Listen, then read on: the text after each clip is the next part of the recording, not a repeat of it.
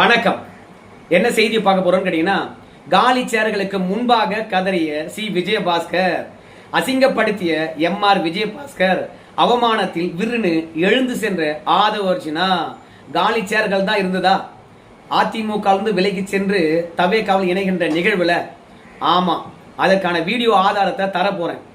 ஆனா அதற்கு முன்பாக இதுவரைக்கும் நம்ம சேனலை நீங்க சப்ஸ்கிரைப் பண்ணலன்னா மறக்காம சப்ஸ்கிரைப் பண்ணிட்டு கொஞ்சம் சப்போர்ட் பண்ணுங்க. சில விஷயங்களை உங்களுக்கு முன்கூட்டியே சொல்லிருந்தேங்க. ஏன்னா வீடியோ ஆதாரத்தை வச்சுன்னு வச்சுங்களேன், அதற்கு பிறகு அந்த வீடியோவில் இருக்கக்கூடிய விஷயத்தை தான் பேசணும்.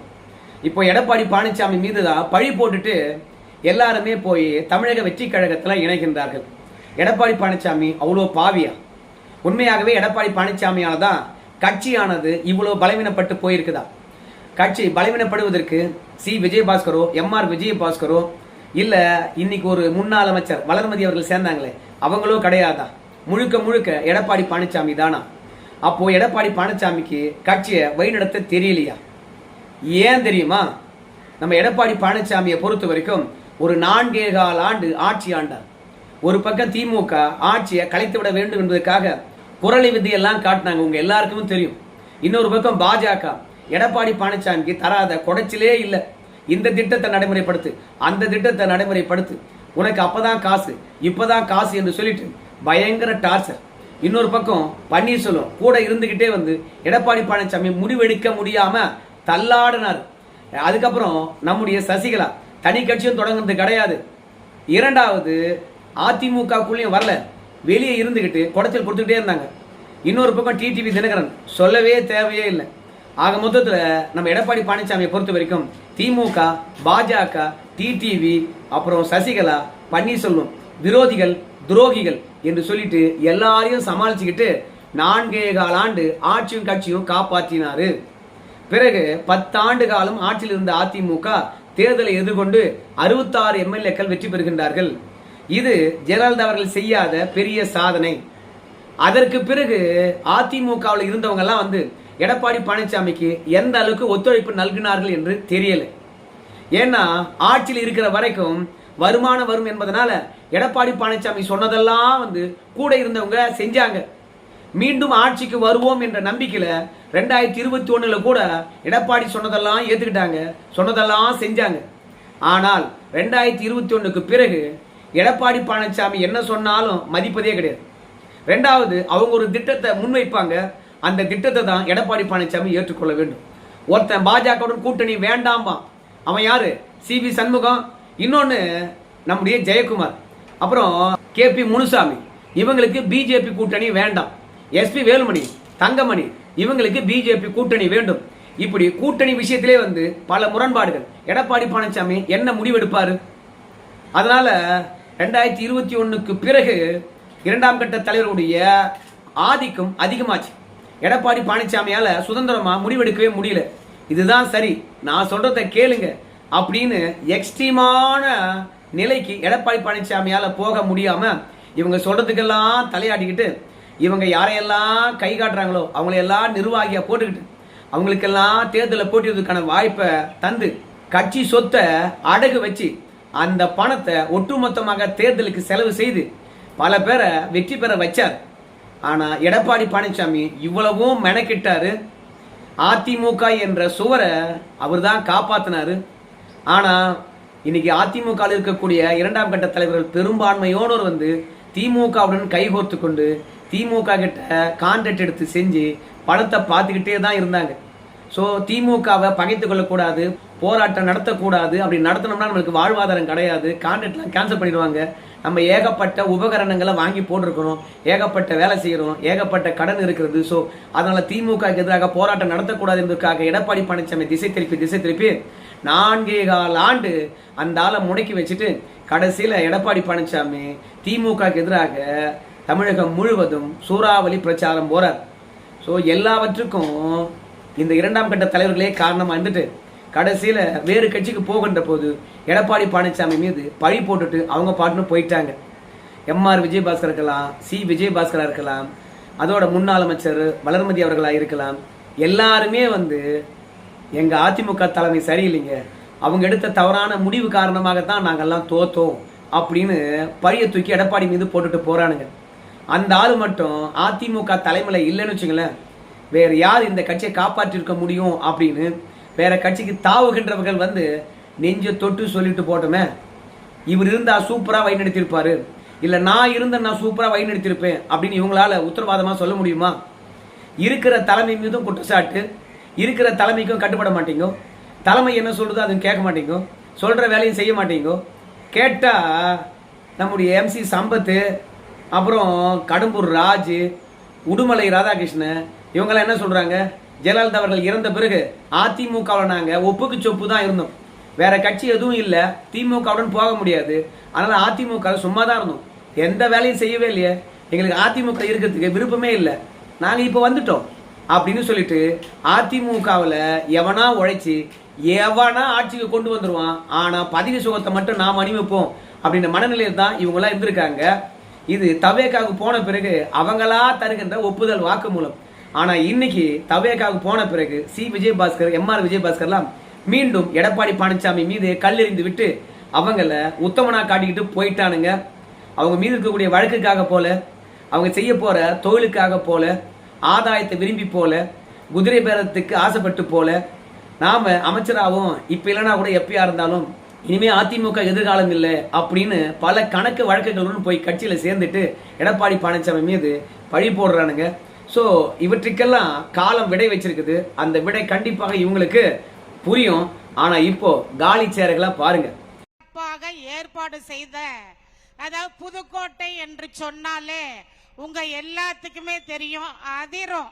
அந்த அளவுக்கு அரங்கத்தின் உள்ளேயும் அரங்கத்தின் வெளியேயும் 20,000 பேத்துக்கு மேல இன்றைய தினம் இந்த நிகழ்ச்சியில் கலந்து கொண்டு நம்மை எல்லாம் தமிழக வெற்றி கழகத்தின் தொண்டர்களாக இணைக்க வருகை தந்திருக்கக்கூடிய நம்முடைய அண்ணன் புதுக்கோட்டை மாவட்ட கழகத்தினுடைய செயல் வீரர் அண்ணன் மருத்துவர் விஜயபாஸ்கர் அவர்களே இந்த நிகழ்ச்சியில் கலந்து கொண்டு சிறப்பாக அண்ணனோடு இந்த காலி சேரை பார்த்த உடனே எனக்கு ஒன்னே ஒண்ணுதான் நினைவுக்கு வருது.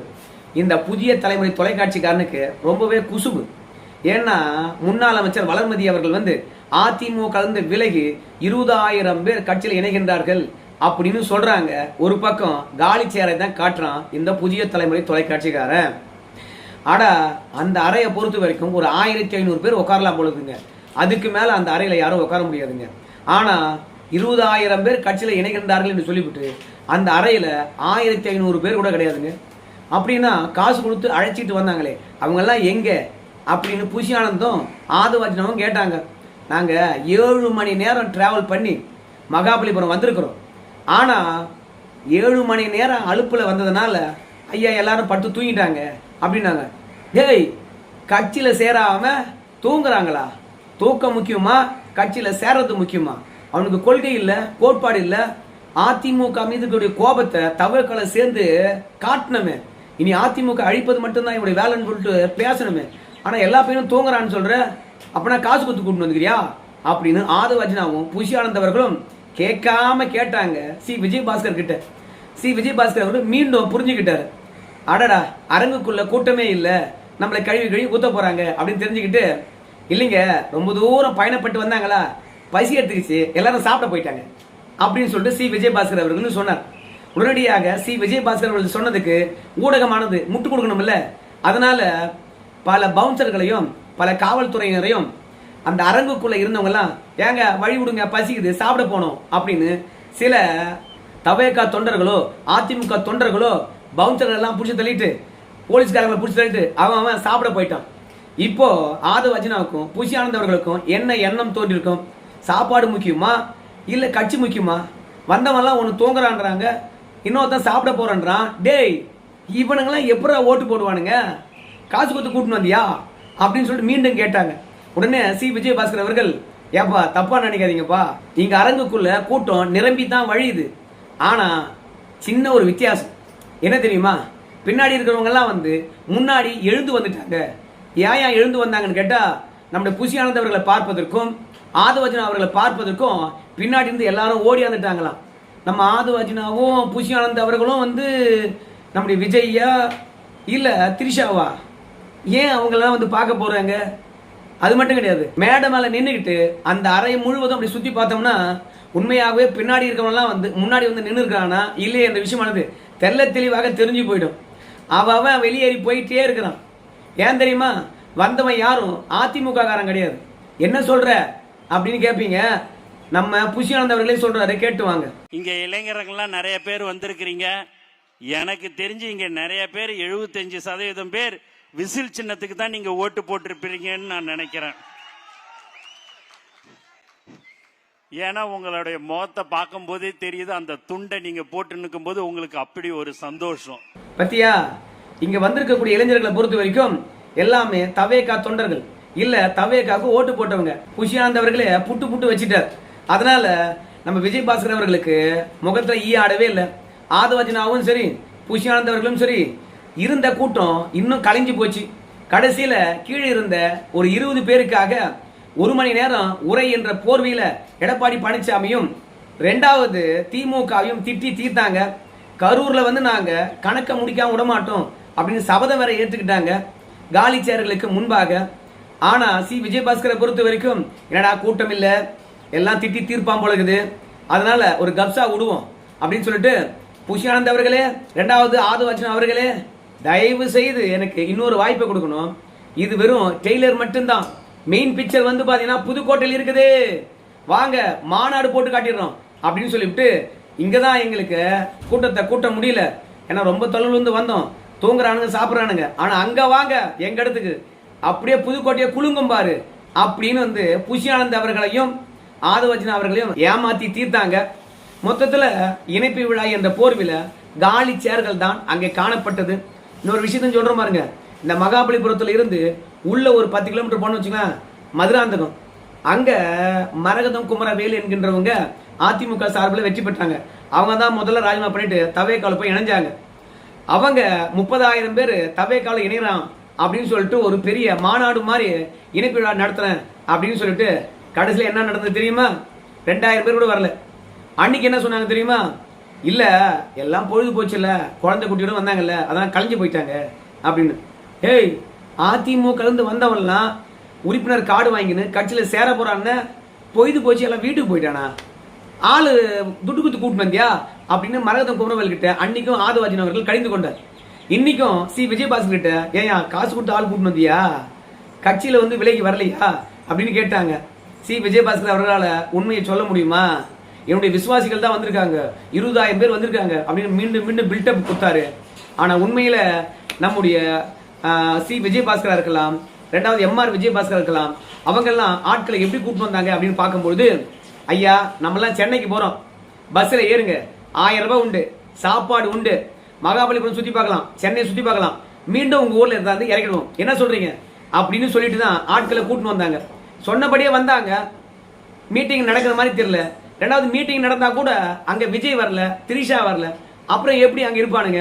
அதனால வந்தவன்லாம் வந்து பாத்தீங்கன்னா விஜய் மீட்டிங்க்கு விஜய் வருவார்னு பார்த்தா வரவே இல்லை. அப்புறம் நாங்க இருக்கணும் அப்படின்னு அவன் கிளம்பி போயிட்டான். பல பேர் சாப்பிட போயிட்டான், பல பேர் தூங்க போயிட்டான். ஏன்னா தவேகாவை பொறுத்த வரைக்கும் விஜய்க்கு தான் ஆதரவு, மற்ற எவனுக்குமே அங்க ஆதரவே இல்லை. அது நல்லா தெளிவாகி போச்சு. அதனால ஆதவர்ஜனா புஷியானந்த் எல்லாம் வந்து விஜய்க்கு பின்னாடி நின்றுக்கிட்டு பில்டப் கொடுக்கலாம். ஆனா எந்த பில்டப்பும் சரி தமிழக மக்கள் மத்தியில் எடுபடாது. நம்முடைய செந்தில் பாலாஜி கரூர்ல 1,50,000 பேரை இணைச்சாரு கட்சியில. தேர்தல் முடிவு எம்ஆர் விஜயபாஸ்கர் ஜெயிச்சார கண்டி செந்தில் பாலாஜி ஜெயிக்கல.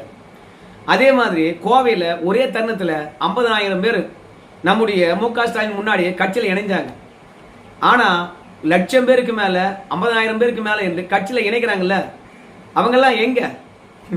சும்மா நான்லாம் வந்து எவ்வளவு பேர் இணைச்சம்பார் கட்சியில, எனக்கு கட்சியில முக்கியத்துவம் கூட அப்படின்னு காட்டுறதுக்காக, ஒரு பிம்பத்தை உருவாக்குவதற்காக நான் நினைச்சேன்னா எவ்வளவு பேரை வேண்டுமானாலும் சேர்க்க முடியும், அந்த தைரியம் என்கிட்ட இருக்குது அப்படின்னு தலைமைக்கு செய்தி சொல்றதுக்காக காசு கொடுத்து கூட்டு வராங்களே கண்டி எவனும் கட்சியில சேர வேண்டியதுக்காக வரல. ஆனால் மேடைக்கு மேல இருந்தவங்க எல்லாம் வந்து கட்சியில சேரதான் வந்தாங்க. அதிமுக திமுக ஒன்றிய செயலாளர்கள், நகர செயலாளர்கள் நிறைய பேர் வந்தாங்க.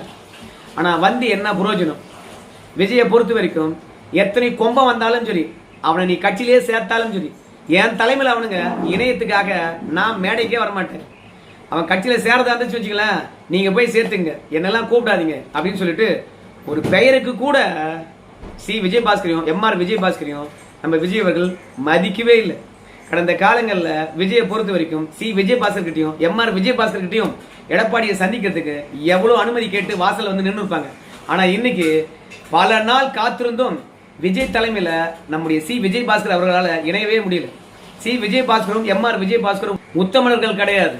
அவங்க அத்தனை பேரும் ஊழல்வாதிகள்.